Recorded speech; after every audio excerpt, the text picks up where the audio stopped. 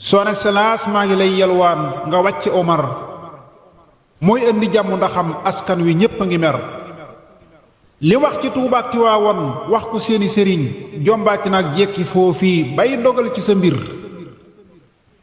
kuy fal da ngay fal ku saw askan di sopp ka naw waccal mu dem leemu laa tàbbal ci cooba ki lor ab dof du jiite te kii yembul te kun war a faj yelloowul ak pal te koo kii bokkul ak ñi la wër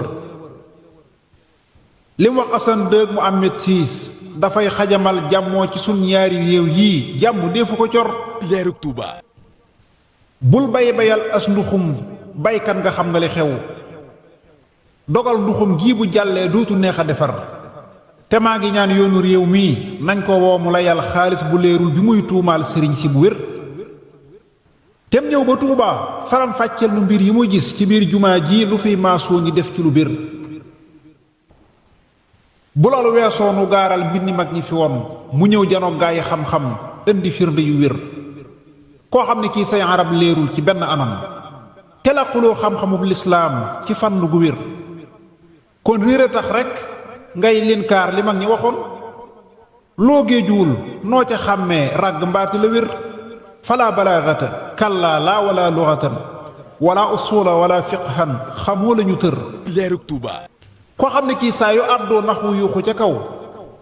ngir xamiwul mubtada bil xukmi mbaate xabar su dee tarib aaya way mokkal ya ànd di say ngir yàq ga runge yey saf waa ju bàyyi na far teggin yi réew mii di baaxoo nun gisuñ ko ci yow dangaa safaanoo ki teggin kenn xamul ku la yar teggin yi réew mii di baaxoo nun gisuñ ko ci yow dangaa safaanoo ki teggin kenn xamul ku la yar nee naa accam ab xolam neexul jëmmam rafetul Son Excellence maa ngi lay yalwaan nga wàcc Omar ci leerug Tuuba